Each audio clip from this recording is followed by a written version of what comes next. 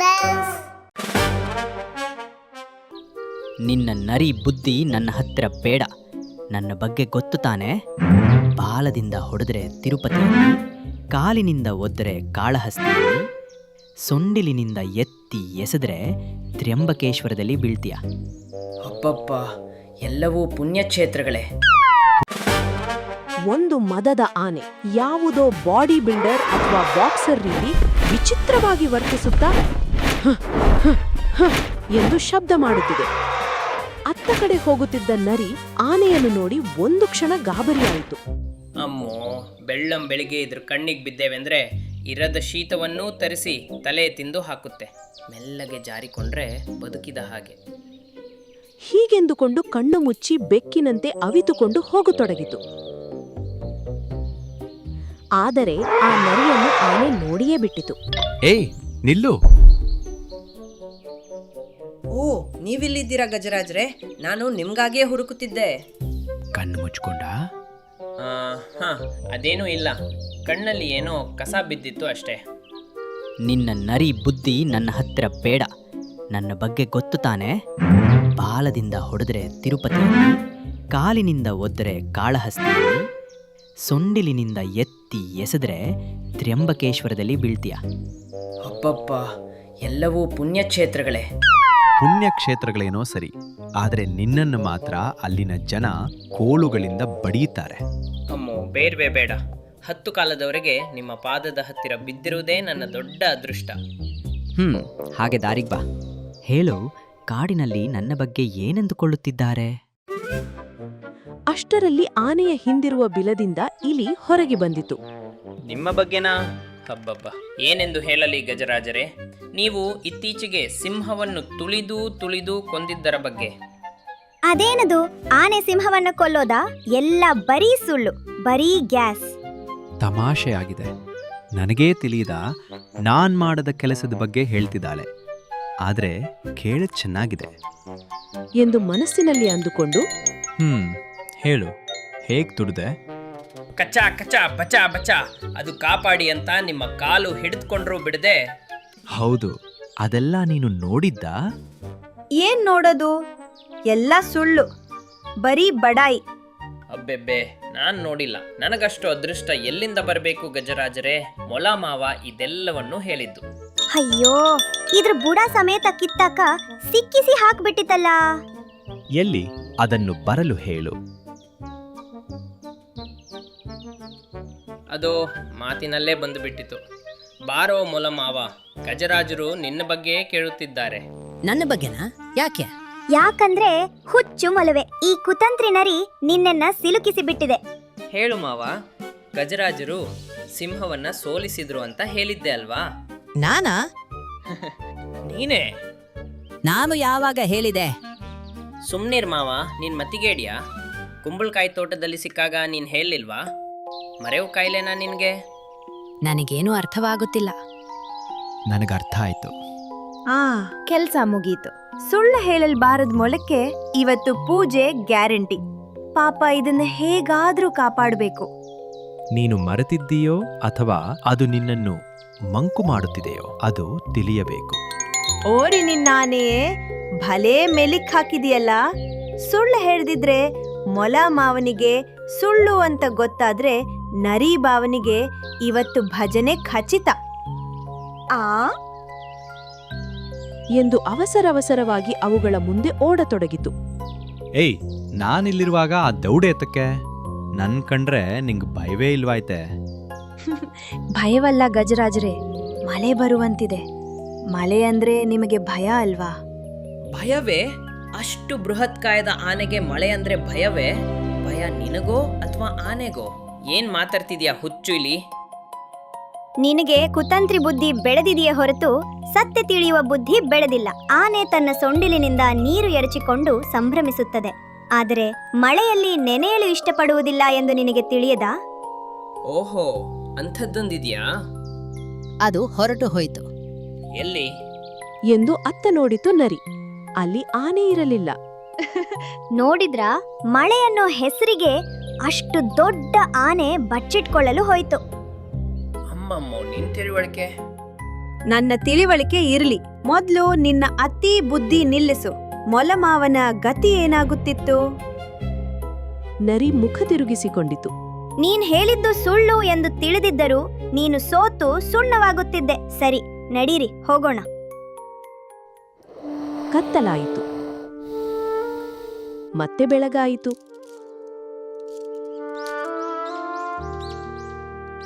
ಪ್ರಾಣಿಗಳೆಲ್ಲ ದರ್ಪ ತೋರಿಸುತ್ತಿದ್ದ ಆನೆಯ ಬಗ್ಗೆಯೇ ಭಯದಿಂದ ನೋಡತೊಡಗಿದವು. ಆದ್ರೆ ಎಲ್ಲರಿಗೂ ಆಶ್ಚರ್ಯವಾಯಿತು. ಏಕೆಂದರೆ ಅಂದು ಆನೆ ಕಾಣಿಸಲಿಲ್ಲ. ಆನೆ ಏನಾಗಿರಬಹುದು ಎಂದು ಎಲ್ಲವೂ ಯೋಚಿಸತೊಡಗಿದವು.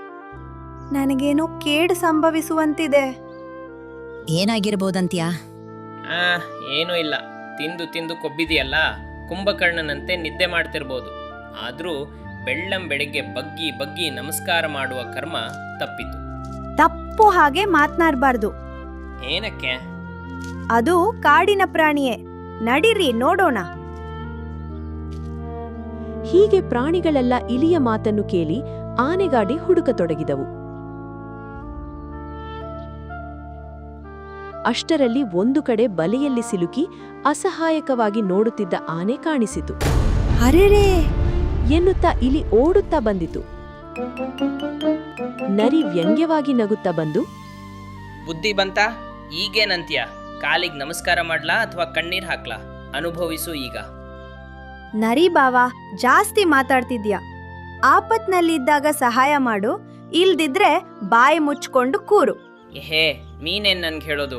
ಸಹಾಯವಂತೆ ಸಹಾಯ, ಬೆರಳಿನ ಗಾತ್ರವೂ ಇಲ್ಲ. ಏನ್ ಸಹಾಯ ಮಾಡ್ತೀಯಾ? ಮರದ ರೆಂಬೆಗಳನ್ನೇ ಅಲ್ಲ, ಇಡೀ ಮರವನ್ನೇ ಕಿತ್ತು ಎಸೆಯಬಲ್ಲ ಆನೆಯೇ ಬಲೆಯಲ್ಲಿ ಸಿಲುಕಿ ಅಡುತ್ತಿದೆ. ನೀನೇನ್ ಮಾಡಬಲ್ಲೆ? ಬೇಟೆಗಾರನನ್ನು ಬೇಡಿಕೊಳ್ತೀಯಾ? ಬೇಡಿಕೋ, ತಲೆ ಮೇಲೆ ಒಂದು ಕೊಡ್ತಾನೆ. ಹಾಗ ನೋಡ್ತಿರು ಹಾಗಾದ್ರೆ ಎಂದು ಸುತ್ತುತ್ತಾ ಬಲೆಯನ್ನು ತನ್ನ ಹಲ್ಲಿನಿಂದ ಕಚ್ಚಿ ತುಂಡು ತುಂಡು ಮಾಡತೊಡಗಿತು ಇಲಿ. ಬಲೆ ಸಂಪೂರ್ಣವಾಗಿ ತುಂಡು ತುಂಡಾಯಿತು. ಗಜರಾಜರೇ, ಈಗ ಹೊರಗ್ ಬನ್ನಿ. ನೋಡಲು ಚಿಕ್ಕವಳಾದ್ರೂ ಎಂತಹ ದೊಡ್ಡ ಕೆಲಸ ಮಾಡಿದೆ. ನಿನ್ನ ಈ ಉಪಕಾರವನ್ನ ಈ ಜನ್ಮದಲ್ಲಿ ಮರೆಯಲಾರೆ. ಉಪಕಾರದ ಬಗ್ಗೆ ಮರ್ತು ಬಿಡಿ. ಆದ್ರೆ ನಿಮ್ಮ ರೂಪ ನೋಡಿ ಅಹಂಕಾರದಿಂದ ವರ್ತಿಸುವುದು ಸರಿಯಲ್ಲ ಗಜರಾಜರೇ. ಬುದ್ಧಿಬಲ ಎಂಥವರನ್ನಾದರೂ ಜಯಿಸುತ್ತದೆ ಎಂದು ತಿಳಿದುಕೊಂಡರೆ ಅಷ್ಟೇ ಸಾಕು. ಹೌದೌದು, ನನಗೀಗ ಅರ್ಥವಾಯ್ತು. ಗಣಪತಿ ದೇವರು ಈ ಮೂಷಿಕವನ್ನೇ ತನ್ನ ವಾಹನವಾಗಿ ಏಕೆ ಆರಿಸಿಕೊಂಡರು ಎಂದು. ಯಾಕೆ? ಯಾರಿಗೆ ಎದುರಾಗುವ ಅಡೆತಡೆಗಳನ್ನಾದರೂ ಇದು ನಿವಾರಿಸುತ್ತದೆ. ಅದಕ್ಕಾಗಿಯೇ ಆ ವಿಘ್ನೇಶ್ವರ ಮೂಷಿಕವನ್ನು ತನ್ನ ವಾಹನವಾಗಿ ಆರಿಸಿಕೊಂಡಿದ್ದಾನೆ. ನಿಜವಾದ ಶೂರ ಈ ಇಲಿಯೇ. ಪ್ರಾಣಿಗಳೆಲ್ಲ ಚಪ್ಪಾಳೆ ತಟ್ಟುತ್ತಿರಲು ಇಲಿ ನಗುತ್ತಾ ನೋಡತೊಡಗಿತು. ಆ ಭದ್ರ, ಏನೇ ಆಗ್ಲಿ ನಮ್ಮಿಬ್ರ ವಾಯ್ಸ್ ಕೇಳೋವರೆಗೂ ನೀವಿಬ್ರು ಬಾಗಿಲ್ನ ತೆಗಿಲೇಬಾರ್ದು. ಅಮ್ಮ, ನಾವು ಎಲ್ಲೂ ಹೋಗೋದಿಲ್ಲ. ಅರೆ ಮಗನೇ, ನಾನು ನಿಮ್ಮಪ್ಪ. ಬಾಗಿಲು ತೆಗಿ. ಬ್ಲೂ ಲ್ಯಾಂಡ್ ಕಾಡಲ್ಲಿ ಮೀನು ಪಕ್ಷಿ ಅದರ ಗಂಡ ಆದ ಮಿಂಕು ಜೊತೆ ಜೀವಿಸ್ತಿತ್ತು. ಮೀನು ದಿನಾ ಒಂದೊಂದು ಮೊಟ್ಟೆ ಇಡ್ತಾ ಇತ್ತು. ಈ ರೀತಿ ಅದು 7 ದಿನದಲ್ಲಿ 7 ಮೊಟ್ಟೆಗಳನ್ನು ಇಡುತ್ತೆ. ಆ ದೇವರಿಗೆ ಧನ್ಯವಾದ, ನಾನೀಗ ನನ್ನ 7 ಮೊಟ್ಟೆಗಳನ್ನು ಇಟ್ಟಾಯ್ತು ರೀ. ನೋಡಿ, ನಾವೀಗ 7 ಮಕ್ಕಳಿಗೆ ಅಪ್ಪ ಅಮ್ಮ. ಹಾ ಮಿಂಕಿ, ನನಗೆ ಯೋಚನೆ ಮಾಡ್ತಾ ಇದ್ರೇನೆ ಖುಷಿ ಆಗ್ತಿದೆ. ಇನ್ನೊಂದ್ ಕಡೆ ಕಾಲು ನರಿ ಒಂದು ರೈತನ ತೋಟದಲ್ಲಿ ನಡ್ಕೊಂಡು ಹೋಗ್ತಿರತ್ತೆ. ವಾ, ಇವತ್ತು ಪ್ರಮಾಣವಾಗಿ ಮಜಾನೇ ಬರುತ್ತೆ. ಇಷ್ಟು ದೊಡ್ಡ ದೊಡ್ಡ ಪಪ್ಪಾಯ ಇದೆ ಈ ಪ್ರದೇಶದಲ್ಲಿ. ಅದು ಒಂದು ಪಪಾಯ ಕಿತ್ಕೊಳ್ಳುತ್ತೆ, ಆಮೇಲೆ ಅದನ್ನ ತಿನ್ನಕ್ ಶುರು ಮಾಡುತ್ತೆ. ಆಹಾ, ವಾ, ಏನು ಸ್ವಾದ ಇದೆ. ಆಗ ಹಿಂದ್ಗಡೆಯಿಂದ ಒಂದು ರೈತ ಕೈಯಲ್ಲಿ ಕಟ್ಗೆ ಎತ್ಕೊಂಡು ಬರ್ತಾನೆ. ನಿಂತ್ಕೋ, ನಾನಿನ್ನ ಸುಮ್ನೆ ಬಿಡೋದಿಲ್ಲ. ಅಲ್ಲ ನಿಂತ್ಕೋ. ಅರೆ, ಇವನ್ ಮತ್ತೆ ಬಂದ. ಇವನಿಗೆ ಹೆಂಗ್ ಗೊತ್ತಾಗುತ್ತೆ ನಾನು ಇಲ್ಲಿದ್ದೀನಿ ಅಂತ? ಕಾಲು ಅಲ್ಲಿಂದ ಓಡಕ್ಕೆ ಶುರು ಮಾಡತ್ತೆ. ರೈತ ಕೂಡ ಹಿಂದ್ಗಡೆನೆ ಅದನ್ನ ಓಡಿಸ್ಕೊಂಡು ಹೋಗ್ತಾನೆ. ಆಮೇಲೆ ಅವನು ಟಯರ್ಡ್ ಆಗಿ ನಿಂತ್ಕೊಂಡ್ಬಿಡ್ತಾನೆ. ಯಾವಾಗ ನೀನ್ ನನ್ ಕೈಗೆ ಸಿಗ್ತೀಯೋ ಆವಾಗ ನೀನು ಜೀವಂತವಾಗಿರೋಲ್ಲ. ನಾನ್ ನಾನು ಯಾವತ್ತೂ ಕೈಗೆ ಸಿಕ್ಕಾಕೊಳ್ಳಲ್ಲ, ಮತ್ತೆ ನಿನ್ನ ಆಸೆ ಯಾವತ್ತೂ ಪೂರ್ತಿ ಆಗೋದಿಲ್ಲ. ಆಮೇಲೆ ಆ ಪಪಾಯವನ್ನು ಇನ್ನೊಂದ್ ಕಡೆಗೆ ಎತ್ಕೊಂಡೋಗಿಟ್ಟು ಆರಾಮಾಗಿ ತಿಂತಾನೆ. ತಿಂದ ನಂತರ ಸುಖವಾಗಿ ಅವನು ನಡ್ಕೊಂಡು ಹೋಗ್ತಾನೆ. ಮತ್ ಇನ್ನೊಂದು ಕಡೆಗೆ 2 ಮೊಟ್ಟೆಗಳಿಂದ ಚಿಂಕಿಯ ಮಕ್ಕಳು ಆಚೆ ಬರ್ತಾರೆ. ನೋಡಿದ್ರೆ ರೀ, ನಮ್ಮ ಮಕ್ಕಳು. ಓ, ಇವೆರಡು ಎಷ್ಟು ಮುದ್ದಾಗಿದೆ. ಅವರಿಬ್ರು ನೋಡಿ ತುಂಬಾನೇ ಸಂತೋಷ ಪಡ್ತಾರೆ. ಮಕ್ಕಳಿಗೆ ಸೋನು ಮತ್ತೆ ಟೀನು ಅಂತ ಹೆಸರಿಡ್ತಾರೆ. ಸ್ವಲ್ಪ ದಿನದ ನಂತರ ಮಕ್ಕಳು ಚೆನ್ನಾಗಿ ಮಾತಾಡಕ್ಕೆ ಮತ್ತೆ ಚೆನ್ನಾಗಿ ಹಾರಕ್ಕೆ ಕೂಡ ಕಲ್ತ್ಕೋತಾರೆ. ಮಕ್ಕಳೇ, ನಾವಿಬ್ರು ಆಹಾರ ತರೋದಕ್ಕೋಸ್ಕರ ಹೋಗ್ತಿದೀವಿ. ನೀವಿಬ್ಬರು ಮೊಟ್ಟೆಗಳನ್ನ ಭದ್ರವಾಗಿ ನೋಡ್ಕೊಳ್ಳಿ. ಖಂಡಿತ ಅಮ್ಮ. ಭದ್ರ, ಏನೇ ಆಗ್ಲಿ ನಮ್ಮಿಬ್ರ ವಾಯ್ಸ್ ಕೇಳೋವರೆಗೂ ನೀವಿಬ್ರು ಬಾಗಿಲ್ನ ತೆಗಿಲೇಬಾರ್ದು. ಅಮ್ಮ, ನಾವು ಎಲ್ಲೂ ಹೋಗೋದಿಲ್ಲ. ಅದನ್ ಕೇಳಿಸ್ಕೊಂಡು ಮೀನು ಮತ್ತೆ ಮಿಂಕು ಇಬ್ರು ಮನೆಯಿಂದ ಹೊರಡ್ತಾರೆ. ಮಕ್ಕಳೇ, ಮನೆ ಒಳಗಡೆಯಿಂದ ಲಾಕ್ ಮಾಡ್ಕೊಳ್ಳಿ. ಸೋನು ಒಳಗಡೆಯಿಂದ ಲಾಕ್ ಮಾಡ್ಕೊಳ್ಳುತ್ತೆ. ಮೀನು ಮತ್ತೆ ಮಿಂಕು ಇಬ್ರು ಅಲ್ಲಿಂದ ಹೊರಡ್ಬಿಡ್ತಾರೆ. ಅದೇ ಸಮಯದಲ್ಲಿ ಕಾಲು ಕೂಡ ಆ ಕಡೆ ನಡ್ಕೊಂಡ್ ಬರ್ತಾ ಇರ್ತಾನೆ. ಆಗ ಅವನು ಪಕ್ಷಿಗಳು ಹಾರೋದ್ ನೋಡ್ತಾನೆ. ಅರೆ, ಇವೆರಡಂತೂ ಹೊರಟೋಯ್ತು. ಮತ್ತೆ ಇವರ ಮನೆಯಲ್ಲಿ ಯಾರು ಇರೋದಿಲ್ಲ. ತುಂಬಾ ದಿನದಿಂದ ಇವರಿಬ್ರು ಒಟ್ಟಿಗೆ ಇದ್ದಾರೆ. ಈಗ ಸಾಕಷ್ಟು ಮೊಟ್ಟೆ ಇವ್ರ ಮನೆಯಲ್ಲಿ ಇರುತ್ತೆ.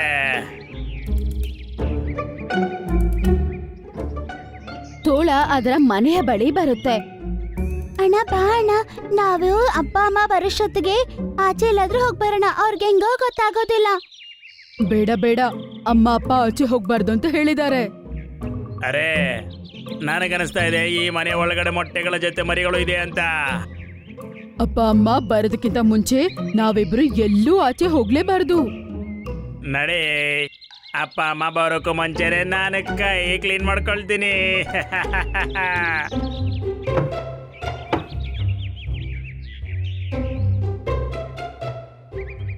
ಅರೆ, ಯಾರೋ ಬಂದಿದ್ದಾರೆ ಅನ್ಸತ್ತೆ.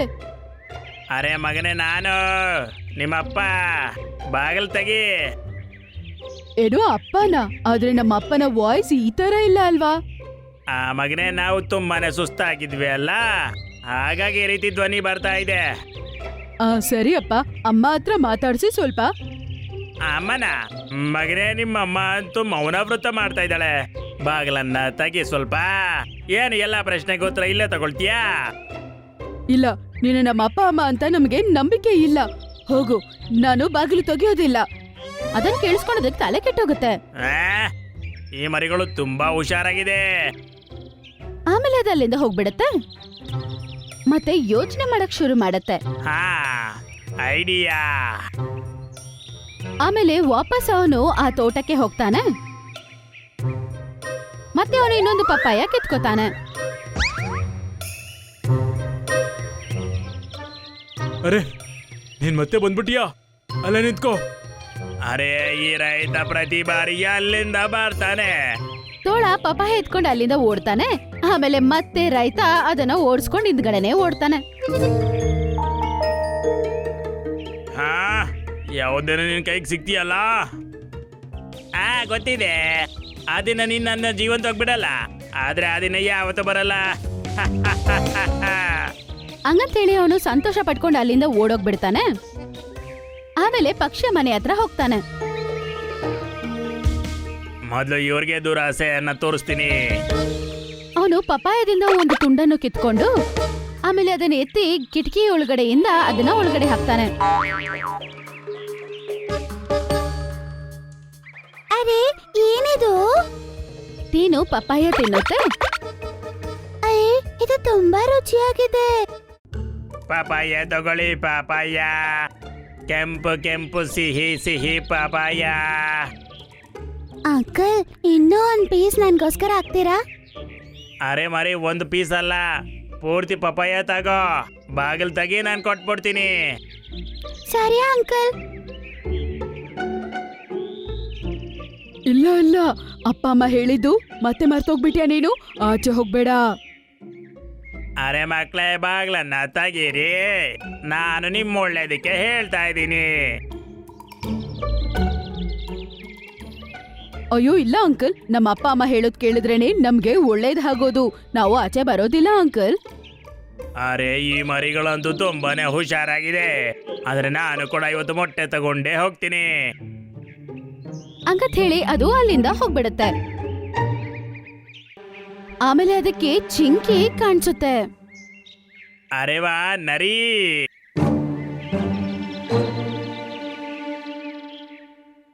ಏನಾಯ್ತು ರೀ, ಇವತ್ತಂತೂ ನೀವು ನನ್ನನ್ನ ತುಂಬಾ ಪ್ರೀತಿಯಿಂದ ನೋಡ್ತಿದ್ದೀರಾ? ಆಹಾ ನರಿ, ಇವತ್ತು ನಿನ್ ಮೇಲೆ ತುಂಬಾ ಪ್ರೀತಿ ಬರ್ತಾ ಇದೆ. ಬನ್ರಿ ಎಲ್ಲಾದ್ರೂ ಹೋಗ್ಬರೋಣ. ಆಹಾ ಹೋಗೋಣ. ಮೊದಲು ನಂದು ಒಂದು ಕೆಲಸ ಮಾಡು. ಹಂಗಂತೇಳಿ ತೋಳ ನರಿಯ ಕಿವಿಯಲ್ಲಿ ಏನೋ ಹೇಳತ್ತೆ. ಖಂಡಿತ ನಿಮ್ಗೋಸ್ಕರ ಮಾಡ್ತೀನಿ.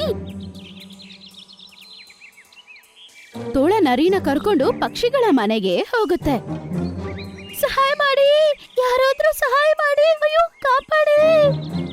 ನನಗಂತೂ ಅನಿಸ್ತಿಲ್ಲ ನಮಗ್ ಸಹಾಯ ಮಾಡೋರು ಯಾರೋ ಇದಾರೆ ಅಂತ. ದಯವಿಟ್ಟು ಬೇಗ ಯಾರತ್ರಾದ್ರೂ ಸಹಾಯ ಕೇಳಿ. ಇನ್ನು ಸ್ವಲ್ಪ ತಲ್ಲಿ ನಾನು ಒಂದು ಮೊಟ್ಟೆಗೆ ತಾಯಿ ಆಗ್ಲಿದ್ದೀನಿ. ನೋಡ್ತಿದ್ರೆ ಯಾವ್ದೋ ಪಕ್ಷಿ ತಾಯಿ ಆಗ್ತಿದೆ ಅಂತ ಅನ್ಸುತ್ತೆ. ಅಣ್ಣ, ನಾವಿವ್ರಿಗೆ ಸಹಾಯ ಮಾಡ್ಬೇಕಣ್ಣ. ಹಾ, ಅಪ್ಪ ಅಮ್ಮ ನಮಗೆ ಅದೇ ಹೇಳ್ಕೊಟ್ಟಿದ್ದಾರೆ, ಯಾವಾಗ್ಲೂ ಒಬ್ಬರಿಗೆ ಸಹಾಯ ಮಾಡ್ಬೇಕು ಅಂತ. ದಯವಿಟ್ಟು ಸಹಾಯ ಮಾಡಿ, ನಾನು ಆರಾಮಾಗಿ ಒಂದು ಮೊಟ್ಟೆ ಇಡಕ್ಕೆ ಸಹಾಯ ಮಾಡಿ. ಅದನ್ನ ಕೇಳಿಸ್ಕೊಂಡು ಅವರಿಬ್ರು ಬಾಗಿಲನ್ನು ತೆಗಿತಾರೆ. ಬನ್ನಿ ಪಕ್ಷಿ ಚಿಕ್ಕಮ್ಮ, ನಮ್ಮ ಮನೆ ಒಳಗಡೆ ಮೊಟ್ಟೆ ಇಡಿ. ಅವರು ಪಕ್ಷಿ ಅನ್ಕೊಂಡು ಈ ತರ ಹೇಳ್ತಾರೆ, ಆದ್ರೆ ಅಲ್ಲಿರೋದು ತೋಳ ಮತ್ತು ನರಿ. ನೋಡಿ ತುಂಬಾ ಭಯ ಪಡ್ತಾರೆ. ಅಯ್ಯೋ, ಇದು ತೋಳ ನರಿ. ತೋಳ ಬೇಗ ಒಳಗಡೆ ಜಂಪ್ ಮಾಡತ್ತೆ. ಸೋನು ಮತ್ತೆ ಟೀನು ಮಾತ್ರ ಮನೆಯಿಂದ ಆಚೆ ಬಂದ್ಬಿಡ್ತಾರೆ.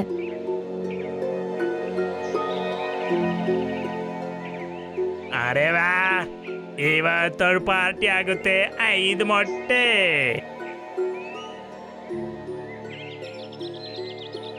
ಇಲ್ಲ, ನಾನು ತುಂಬಾನೇ ಮಾಡ್ತೀನಿ. ಹಂಗಂತ ಹೇಳಿ ಅದು 5 ಮೊಟ್ಟೆಗಳನ್ನು ಎತ್ಕೊಳ್ಳುತ್ತೆ. ಅರೆ ರೀ, ನೀವು ಏನ್ ಮಾಡ್ತಿದ್ದೀರಾ? ನೇನ್ ಸುಮ್ನೆ ಇರು. ಆ ತೋಳ ಮೊಟ್ಟೆಗಳನ್ನ ಎತ್ಕೊಂಡು ಅಲ್ಲಿಂದ ಓಡೋಗ್ಬಿಡುತ್ತೆ. ಅರೆ ಏನಿದು, ಆ ತೋಳ ನಮ್ಮಮ್ಮನ ಎಲ್ಲ ಮೊಟ್ಟೆ ಎತ್ಕೊಂಡು ಓಡೋಗ್ಬಿಡ್ತು. ಹಂಗಂತ ಪಾಪ ಅಳಕ್ ಶುರು ಮಾಡ್ತಾರೆ. ಆಗ ಮೀನು ಮತ್ತೆ ಮಿಂಕು ಇಬ್ರು ಅಲ್ಲಿಗೆ ಬರ್ತಾರೆ. ಅರೆ ಏನಾಯ್ತು? ನೀವಿಬ್ರು ಯಾಕೆ ಅಳ್ತಾ ಇದ್ದೀರಾ? ಮಕ್ಕಳಿಬ್ರು ಅಳ್ತಾ ನಡೆದ ಎಲ್ಲಾ ವಿಷಯವನ್ನು ಅವ್ರಿಗೆ ಹೇಳ್ತಾರೆ.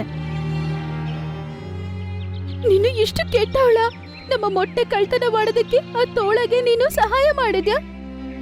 ನನ್ನನ್ನ ಕ್ಷಮಿಸಿ ನೀವು. ಅದು ಸುಮ್ನೆ ಎಲ್ಲ ಆಡ್ಕೋತಿದೆ ಅಂತ ಅನ್ಕೊಂಡೆ. ಅದು ಕಳ್ತನ ಮಾಡುತ್ತೆ ಅಂತ ಮಾತ್ರ ನಾನು ಅನ್ಕೊಂಡಿರ್ಲಿಲ್ಲ. ಹಂಗ ಅನ್ಕೊಂಡಿಲ್ಲ, ಹಿಂಗ ಅನ್ಕೊಂಡಿಲ್ಲ ಅಂದ್ರೆ ಈಗ ಏನೂ ಆಗಲ್ಲ. ಇವಾಗ ಅದು ನನ್ನ ಮೊಟ್ಟೆ ಎತ್ಕೊಂಡು ಹೋಗ್ಬಿಡ್ತು ನೋಡು. ನನ್ನನ್ನ ಕ್ಷಮಿಸು ತಂಗಿ. ನಾನು ನನ್ನ ಕೈಲಾದಷ್ಟು ಸಹಾಯ ನಿನ್ನ ಮೊಟ್ಟೆಗಳನ್ನು ಕಾಪಾಡೋದಕ್ಕೆ ಏನ್ ಮಾಡ್ಬೇಕು ಮಾಡ್ತೇನೆ. ಬಾ ನನ್ ಜೊತೆ. ಇವಾಗ ಅವರೆಲ್ಲರೂ ಆ ತೋಳವನ್ನು ಹುಡ್ಕೊಂಡು ಹೋಗ್ತಾರೆ.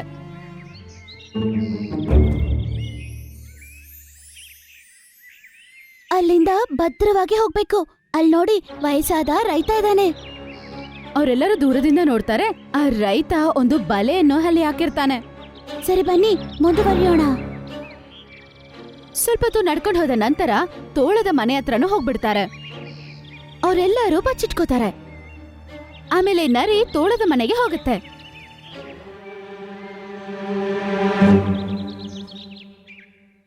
ಅರೆ ಹೋ ನನ್ನ ರಾಜ, ನೀ ನನ್ನನ್ನ ಅಲ್ಲೇ ಬಿಟ್ಬಿಟ್ ಬಂದ್ಬಿಟ್ಯಾ? ನೋಡು ನರಿ, ನನಗೆ ನಿನ್ನ ಮೇಲೆ ಯಾವುದೇ ಇಂಟ್ರೆಸ್ಟ್ ಇಲ್ಲ. ಆದ್ರೆ ನನ್ಗಿದೆ ಅಲ್ವಾ, ನಾನು ನಿನ್ಗೋಸ್ಕರ ಇನ್ನೂ 5 ಮೊಟ್ಟೆಗಳನ್ನ ನೋಡ್ಕೊಂಡ್ ಬಂದಿದ್ದೀನಿ. ಏನ್ ಹೇಳ್ದೆ? ಇನ್ನೂ 5 ಮೊಟ್ಟೆ? ಈಗ್ಲೇ ನೋಡ್ಕೊಂಡ್ ಬರ್ತಿದ್ದೀನಿ. ಒಂದು ಕೋಳಿ ಒಂದು 5 ಮೊಟ್ಟೆಗಳಿಟ್ಟಿದೆ. ಆ, ಕೋಳಿ ಮೊಟ್ಟೆ ಹೇಳು, ಎಲ್ಲಿದೆ ಅದು? ಆ ಪಪಾಯ ಗಿಡಗಳಿದೆ ಅಲ್ವಾ, ಅಲ್ಲೇ ನೋಡ್ಕೊಂಡ್ ಬಂದಿದ್ದೀನಿ. ಆಯ್ತು, ನಾನೀಗ್ಲೇ ಬರ್ತೀನಿ. ನೀನು ಮೊಟ್ಟೆ ಮೇಲೆ ಗಮನ ಹರಿಸು. ಆಹಾ, ಬೇಗ ಹೋಗು. ಅದನ್ನ ಕೇಳಿಸ್ಕೊಂಡು ಅದು ತೋಟದ ಕಡೆಗೆ ಓಡ್ ಹೋಗುತ್ತೆ. ವಾ ವಾ, ಇವತ್ತು 10 ಮೊಟ್ಟೆ ಸಿಕ್ಬಿಡುತ್ತೆ.